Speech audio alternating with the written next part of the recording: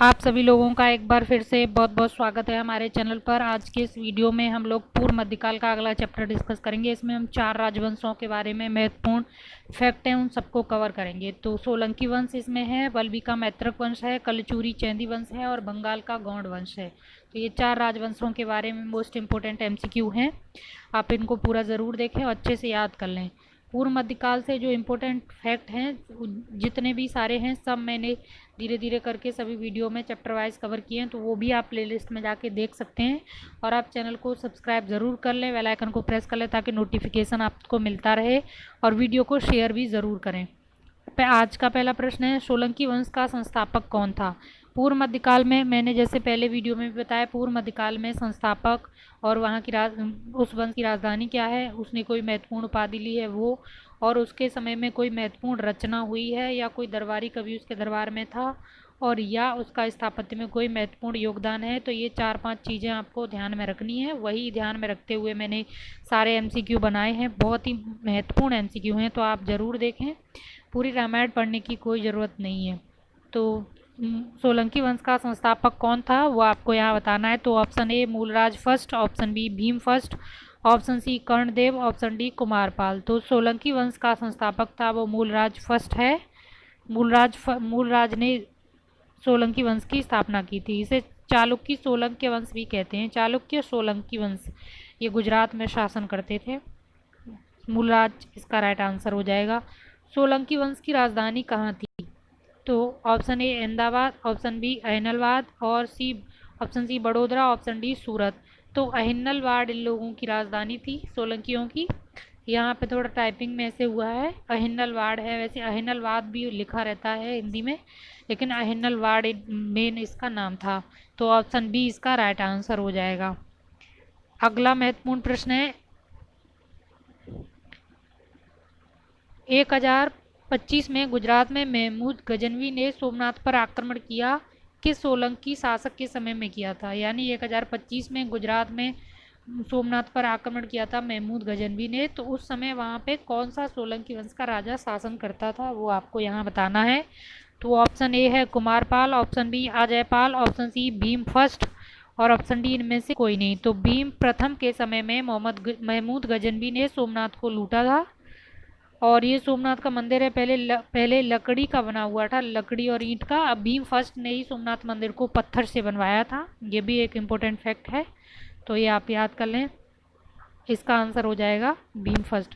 अगला प्रश्न है, निम्नलिखित कथनों पर विचार कीजिए। भीम के सेनानायक विमल शाही माउंट आबू पर दिलवाड़ा मंदिर का निर्माण करवाया था। यानी भीम का सेनानायक था विमल शाह, तो माउंट आबू पर उसने देलवाड़ा मंदिर का निर्माण करवाया था। ये जैन मंदिर है।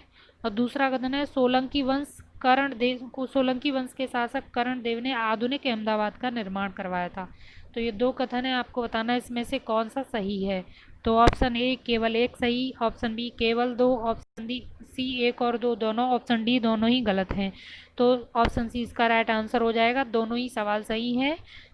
भीम फर्स्ट के सेनानायक विमल शाह ने माउंट आबू पर दिलवाड़ा मंदिर का निर्माण करवाया था, ये जैन मंदिर है। और आधुनिक अहमदाबाद का निर्माण भी कर्णदेव ने करवाया था। ऑप्शन सी इसका राइट आंसर है। अगला महत्वपूर्ण प्रश्न है, प्रसिद्ध जैन आचार्य हेमचंद्र सोलंकी वंश के कौन से राजा के दरबार से संबंधित है? ये देखो महत्वपूर्ण विद्वान है और किसी के दरबार में रहते हैं, बहुत महत्वपूर्ण हो जाते हैं ऐसे सवाल। तो ये बताना है किसके दरबार में रहते हैं हेमचंद्र सोलंकी वंश के राजा के। तो option A Jaisingh, option B Kumarpal, option C Mulraj और ऑप्शन डी पृथ्वीराज। तो जयसिंह के दरबार, जयसिंह जिसने सिद्धराज की उपाधि धारण की थी, तो जयसिंह के दरबार में रहते थे जैन आचार्य हेमचंद्र। तो राइट आंसर इसका हो जाएगा ऑप्शन ए जयसिंह।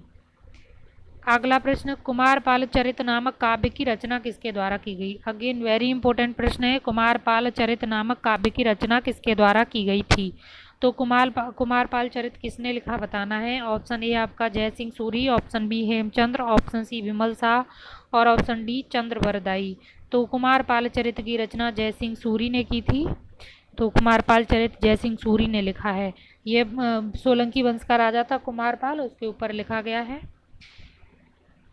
तो राइट आंसर है इसका ऑप्शन ए जय सिंह सूरी। अगला प्रश्न, निम्नलिखित कथनों पर विचार कीजिए। भीम द्वितीय ने 1178 में मोहम्मद गौरी को पराजित किया था। और भीम द्वितीय की मां नायका देवी का महत्वपूर्ण योगदान था 1178 में महमूद गौरी को पराजित करने के पीछे। तो ये दोनों कथन में से आपको बताने कौन सी सही है। तो भीम द्वितीय के समय में 1178 में मोहम्मद गौरी को पराजित किया था, ये भी बिल्कुल सही है। और भीम द्वितीय की माँ, क्योंकि भीम द्वितीय इस समय बहुत छोटे थे, तो माँ नायका देवी ने ही संपूर्ण अभियान का नेतृत्व किया था। तो मेन हीरो तो इसकी नायका देवी थी, उन्होंने मोहम्मद गौरी को हराया था और वो फिर 25 साल तक इंडिया वापस आने की सोचा भी नहीं था, इतना बुरी तरह से उसको पराजित किया था। तो ये दोनों ही कथन एकदम सही हैं, तो ऑप्शन सी इसका राइट आंसर है। अगला प्रश्न है, बघेल वंश की स्थापना किसके द्वारा की गई थी? ऑप्शन ए लवण प्रसाद, option B Guru Prasad, option C Ram Prasad, option D इनमें से कोई नहीं। तो बघेल वंश की स्थापना है वो लवण प्रसाद ने की थी, तो ऑप्शन ए इसका राइट आंसर है। ये भीम द्वितीय के समय में मंत्री था, भीम द्वितीय के शासन में, तो लवण प्रसाद ने बघेल वंश की स्थापना की थी। और 1197 में कुतुबुद्दीन ऐबक ने भीम द्वितीय को हरा दिया था। यहाँ से उसकी शक्ति कमज़ोर हो जाती है, तो याद रखना है 1197 में कुतुबुद्दीन ऐबक ने भीम द्वितीय को हराया।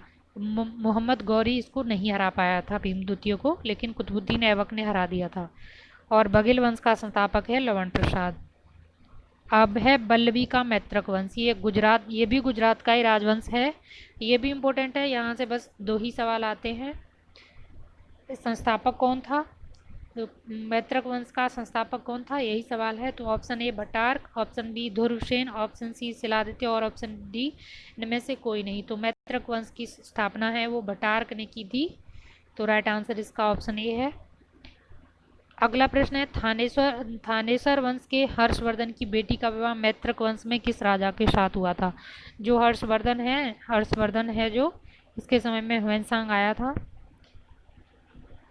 तो उसकी बेटी की शादी हुई थी गुजरात में एक राजा के साथ, जो मैत्रक वंश का ही राजा था। तो उसका नाम आपको बताना है। तो ऑप्शन ए ध्रुवसेन द्वितीय, ऑप्शन बी रुद्रसेन द्वितीय, ऑप्शन सी प्रवचन द्वितीय, ऑप्शन डी इनमें से कोई नहीं। तो ध्रुवसेन द्वितीय के साथ हर्षवर्धन की बेटी की शादी हुई थी, ध्रुवसेन द्वितीय। ये सवाल पूछा जाता है, याद कर लेना चाहिए। अगला प्रश्न है, कलचुरी वंश का संस्थापक कोक्कल फर्स्ट था। देखो यहाँ थोड़ा टाइपिंग मिस्टेक है, कोक्कल, ये कोक्कल होगा, थोड़ा अलग अलग लिखा गया है। कोक्कल फर्स्ट था, पहला कथन तो ये है। दूसरा है, कलचुरी वंश की राजधानी त्रिपुरी थी। और तीसरा कथन है, कलचुरी वंश को चेंदी वंश के नाम से भी जाना जाता है। तो इनमें से कौन से सही है? तो देखो पहला कथन है, कलचुरी वंश का संस्थापक कोक्कल फर्स्ट था, ये बिल्कुल सही है। दूसरा है, कलचुरी वंश की राजधानी त्रिपुरी थी, तो ये भी बिल्कुल सही है। और तीसरा है, कलचुरी वंश को चेंदी वंश के नाम से भी जाना जाता है, तो ये भी एकदम सही है। तो राइट आंसर इसका हो जाएगा ऑप्शन ए, 1, 2 और 3 तीनों ही सही हैं। अगला प्रश्न है, निम्नलिखित कथनों पर विचार कीजिए। शशांक गौंड वंश का राजा था। और दूसरा कथन है, शशांक ने राजवर्धन की हत्या और बौद्ध वृक्ष को कटवाकर उसकी जड़ों में आग लगा दी थी। तो पहला कथन देखते हैं व्याख्या, शशांक गौड़ वंश का ही राजा था, यह ब्राह्मण वंश था बंगाल में, तो इसी ने स्थापना की थी। शशांक यही एकमात्र फेमस राजा है इस वंश का। और दूसरा कथन इसके बारे में, शशांक ने राजवर्धन की हत्या, हाँ इसने राजवर्धन की हत्या भी की थी, जो हर्ष का भाई था राजवर्धन, उसकी हत्या की। और बौद्ध वृक्ष था जो गया में, उसको इसने कटवा के फेंकवा दिया था, उसकी जड़ों में आग लगा दी थी। जो अभी बौद्ध वृक्ष है वो श्रीलंका से लाया गया था, जो मेन बौद्ध वृक्ष की शाखा थी वो श्रीलंका में भी थी, तो वहाँ से लाया गया था, जो वर्तमान में पेड़ है। तो राइट आंसर इसका हो जाएगा। दोनों ही कथन सही हैं एकदम। ये बौद्ध विरोधी था शशांक बहुत, तो इसका राइट आंसर है, दोनों ही कथन सही हैं। तो आज के वीडियो में इतना ही, अगले वीडियो में फिर मिलते हैं। Thank you.